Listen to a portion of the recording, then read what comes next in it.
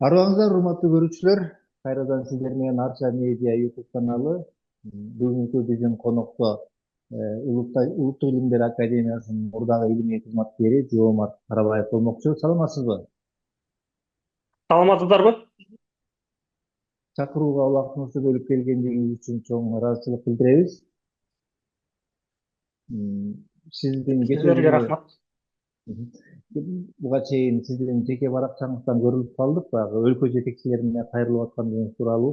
Сиз менен ушул жаатта, укук жаатында тек эле негизинен эле өзүңүздүн жеке укугуңуз кандай болуп аткандыгы тууралуу сүйлөшөлү дегенбиз. Бирок сиз алгач көрүрмандарга мындай түшүнүктүүрөөк болуш үчүн бул нерсе кандай болду эле, кандай болуп кармалдыңыз, кандай болуп абактап отурдуңуз, ушул боюнча айтып берсеңиз, анан дагы сөздү улай беребиз.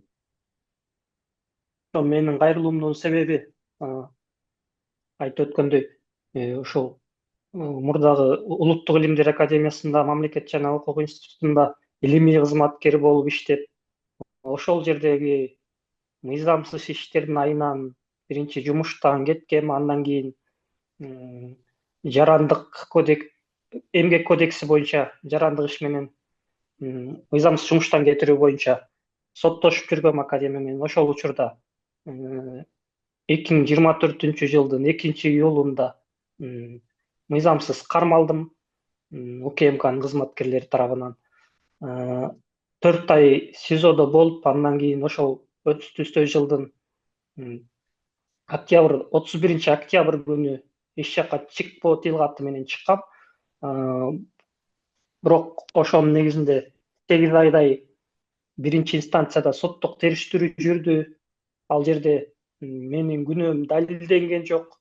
Мен эч кандай бийликти басып алууга да, массалык башаламандыктарга дагы чакырык кылган эмесмин. Бирок айыптоо тарап мага ошондой кылмыш жаза кодексинин 278 беренеси жана 327 менен 2 айып койгон. 8 айдай өткөн соттук териштирүүлөрдүн жыйынтыгында 1-Май райондук соту менин күнөөм эч кандай далилденбегенине карабастан, Кыргыз Республикасынын Конституциясынын, кылмыш жаза кодексин, кылмыш жаза процессуалдык кодексин одоно бузуу менен мени күнөөлүү деп таап, 3 жыл пробациялык көзөмөлдөгү жана 500 көрсөткүчтөгү айыппул чегирип койгон. Албетте бул өкүмдү жактоочуларыбыз менен баарыбыз мыйзамсыз деп таап, Бишкек шаардык сотуна апелляциялык даттанууга бергенбиз.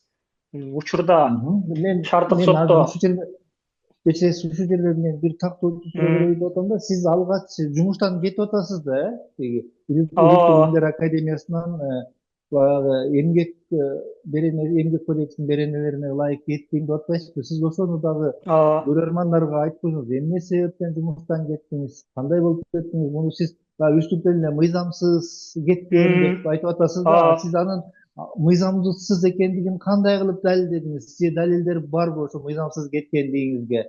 Же мүмкүн жеке өзүңүздүн кетирген катачылыктарыңыздан улам кеттиңиз беле? Ушуну дагы алгач тактап берсеңиз дагы өтө эле башка суроого. ошол мыйзамсыз жумуштан кетирген деп атканым, ал дагы соттук териштирүүдө мен Ленин райондук сотуна кайрылгам. Ал жактан менин бардык 2 берене менен кетиришкен. Мени ошол буйрук аткарбай койгон үчүн, политологиялык экспертизага тиешелүү буйруктарды аткарбай койгом. Ошого шылтоолоп, мага деген эмгек кодексинин беренелерин так эстей албай жатам. Биринчи берене бул мамлекеттик сырды ачыктап ийди деген берене койгон. Эмгек кодексине таянып. Экинчиси бул болсо жумушка келбей коюу деген. Сиз чындап эле ошол мамлекеттик сырды ачыктап, жумушка келбей жүрдүңүз беле? Жок, мен жумуш ордумда болгом. 18, 19, 20 сентябрда тең Улуттук Илимдер Академиясында өзүмдүн жумуш ордумда болгом. Ошондой эле ал жерде академияда эч кандай мамлекеттик сыр болгон эмес. Анан мени деген эмгек келишимин бузуу менен жумуштан кетирип атпайбы? Мени менен академиянын ортосунда эмгек келишими түзүлгөн эмес. Аны мени жумушка алып аткан ошол Улуттук илимдер академиясынын Мамлекет жана укук институтунун мурдагы директору Ботоева Чынара Кичиевна соттук процесске келип, Карбаев Жомарт менен эч кандай эмгек келишими түзүлгөн эмес. Жана ал жакта эч кандай мамлекеттик сыр болгон эмес деп айтып берген. Бардыгы далилденген. Бирок ага карабастан Ленин райондук соттун судьясы Калмамат уулу Алтынбек мыйзамсыз чечим чыгарган. Бирок ал чечимдерди кийинки инстанциядагы сотко бергенибизде шаардык сотта, жогорку соттагы күчүндө калтырып койгон тилекке каршы. Бирок ал жерде 100% чындык менде болгон. Чечим эмненин негизинде кабыл алынды? Кандай деп күнөөлөндүрүлөт? Чечимди эме деген негизде кабыл алып койду. Бул анткени күбөлөрдүн көрсөтмөсү менен гана. Күбөлөр келип калп көрсөтмө берип кетишти. Бул болгон эмес деп так айта алган жок, бирок анча мен киргенде жок болчу, анан мындай болчу деген кайпактаган эме сурак беришкен да. Бирок жана эмгек келишими боюнча так далилденген болчу, эмгек келишими түзүлгөн эместиги. Башында бирок алар Ботоева Чынара Кичиевна дегендин колун жасалмалап коюп, соттук процесске алып келишкен болчу. Бирок кийин мен ал директор, мурдагы директор эмгек келишимин түзгөн эмес деп билдирип, аны суракка чакыраарда ал келишимди жок кылып, кайра бир эменин колу коюлган, бир ошол жактагы кадрлар бөлүмүнүн башчысынын колун коюлган эмгек келишимин алып чыкты. Бирок ал эмгек келишимин кадрлар бөлүмүндөгү директордон өйдө болуп, эмгек келишимин түзгөнгө укугу жок. Анан ошого карабастан, эмгек келишими жок экенине карабастан, ошону мыйзамдуу деп таап койдук. Эмнеге мыйзамдуу деп таап койгонун ошол соттун эмеси бар да, чечими. Соттун чечимин алсак, ошол күбөлөрдүн гана өзүн уккан сөздөрүнөн эле алып, анан бирок ошол эме чечиминде мурдагы директордун айткандарын көрсөтмө бергендеги, өкүмдү жазган эмес, кандай көрсөтмө бергенин, эмгек келишими түзгөн эместигин да көрсөткөн эмес. Бирок ошого карабастан бизде мыйзам иштебейт экен. Канчалык мыйзамда туура болсо дагы ошолор аткарылган жок.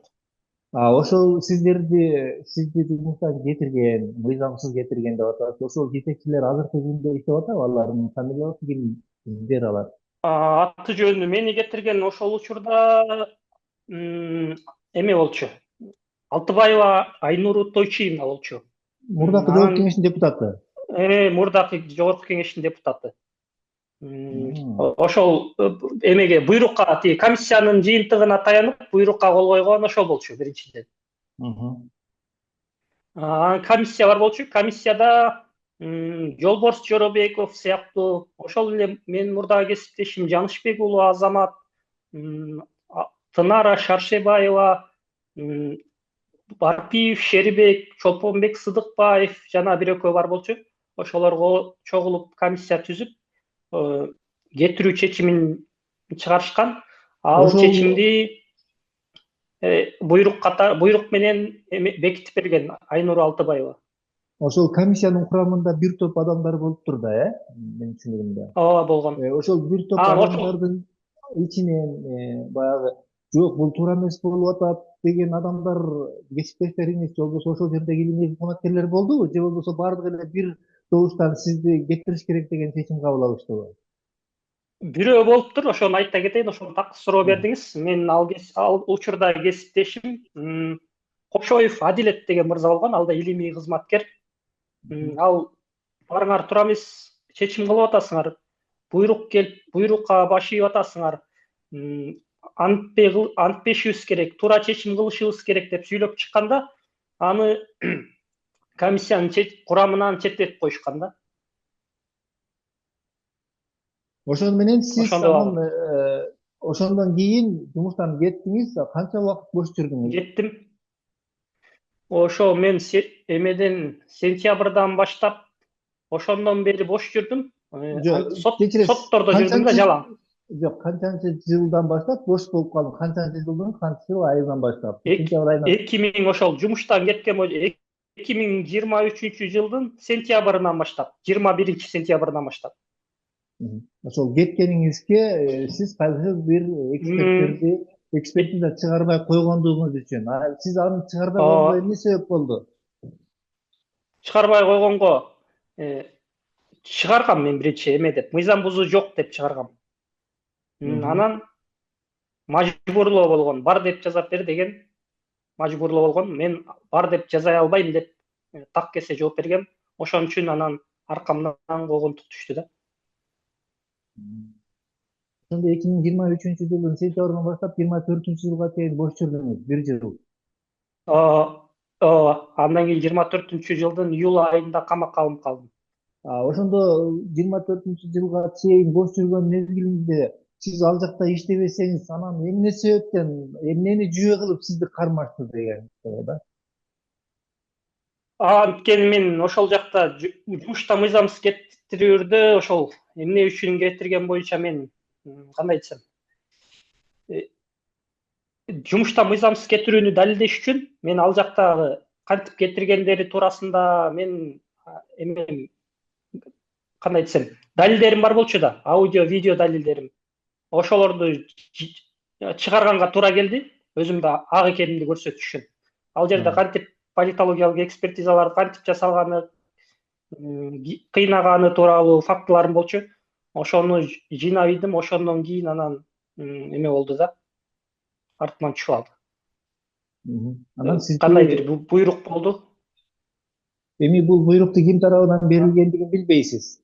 Билесизби? Билбейм аны. Болду деп мындай таккес айтып атканыңыздан болду, мисалы үчүн, буйрук болду да, анткени мен кармалган күндөрү эле ошол ыкчам кызматкерлер ошо сен бийликке асылып алдың деген жүйөлөрүн айтышты. Бул буйрук дегендей эле ошентип айтышты.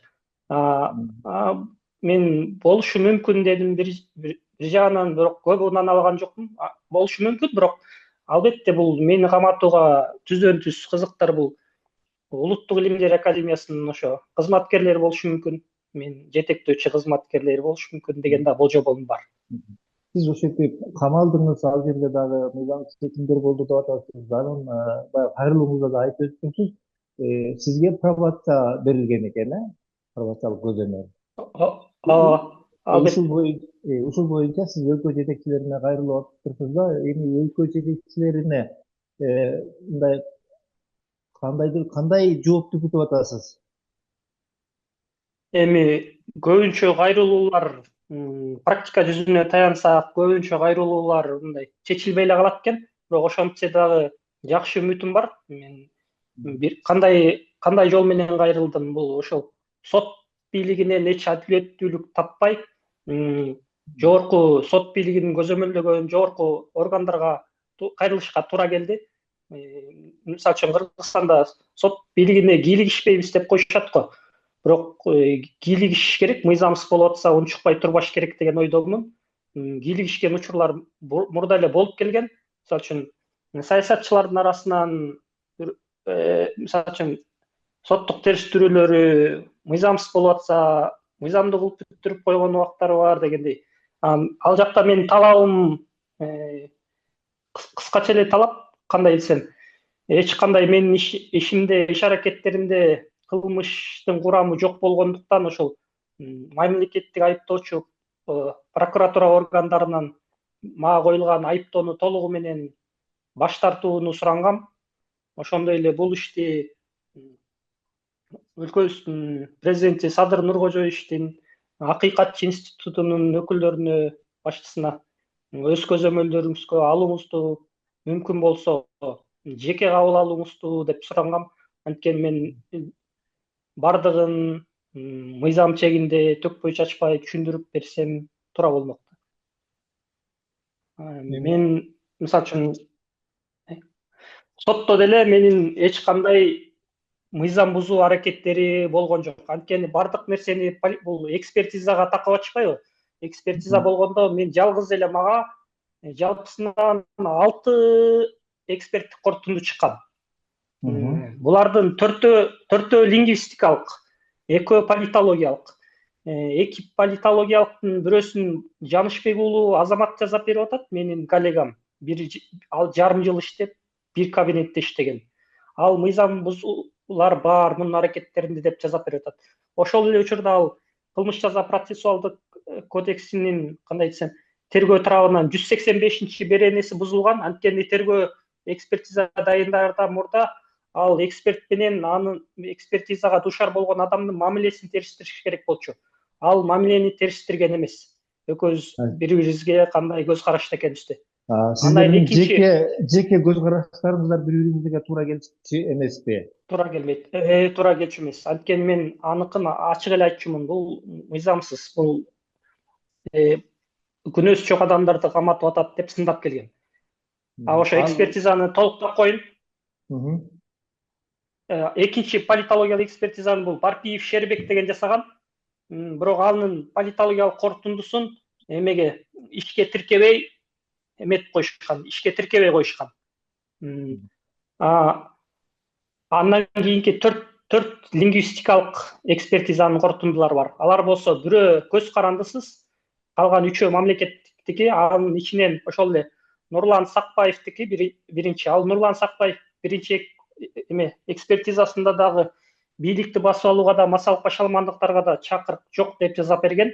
Андан кийинки комиссиялык экспертизасында Нурлан Сакбаев менен Талайбек Абдыкожоев экөө тең бийликти басып алууга да, массалык башаламандыктарга да чакырыктар жок деп жазап берген.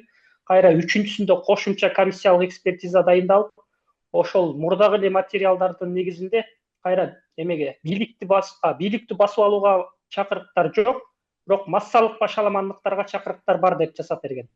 Ошол эле эксперттер.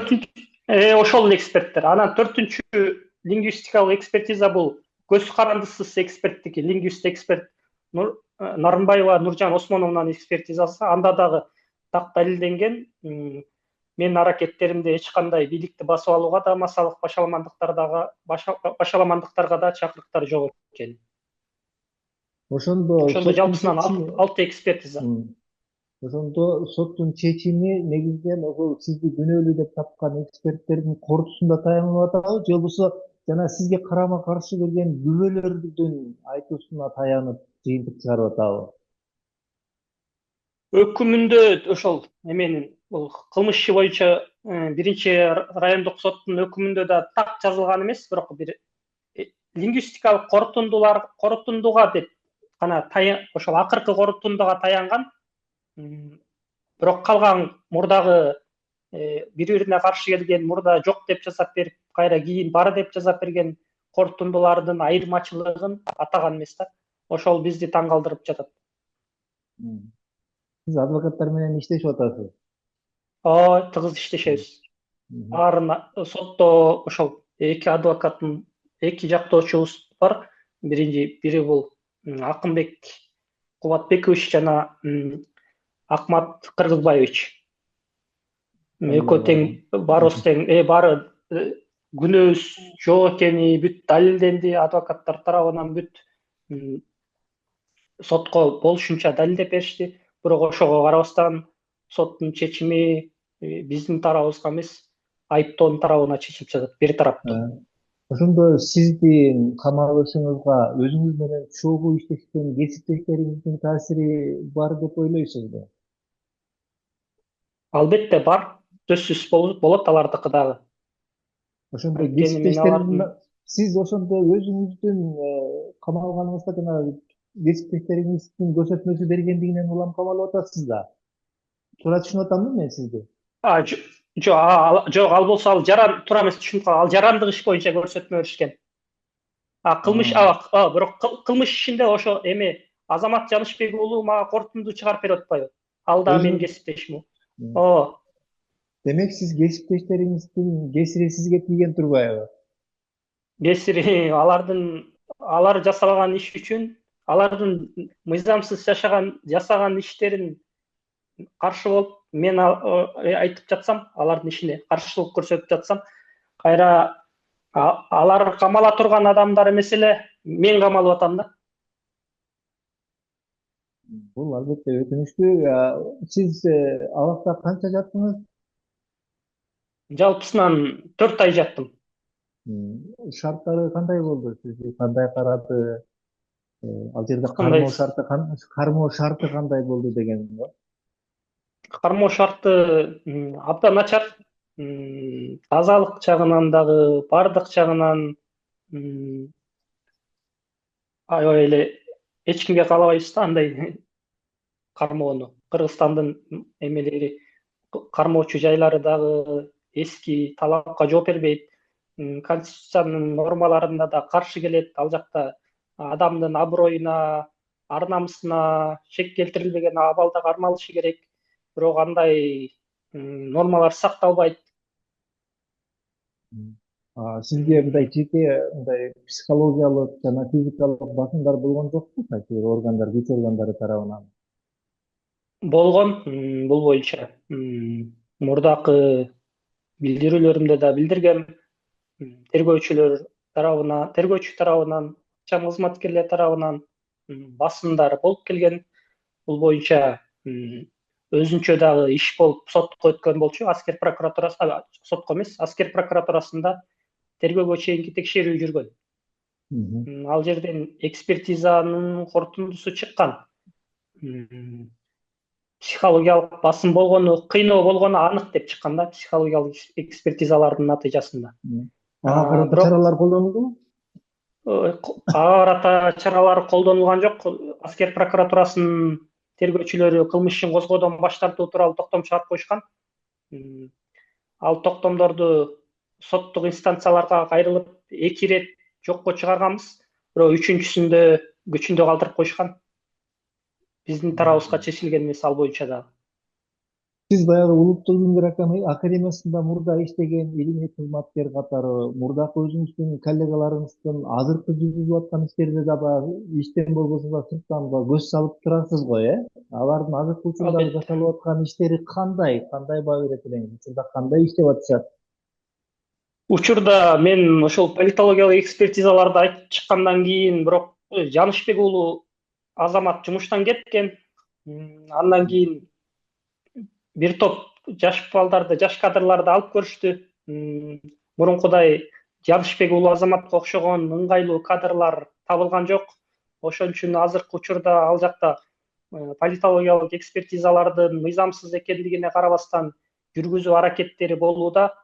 Бирок ыңгайлуу кызматкерлер жоктугуна байланыштуу мыйзамсыз болгондуктан мыйзам бузуу жок деген беттеги эле бир тараптуу корутундулар чыгууда. Эгер ал жакта бир кандай десем, буйрукка баш ийген кызматкерлер болсо башкача болмок да. Азыр көз салып турам, корутундуларын азыр кандай чыгарып атат.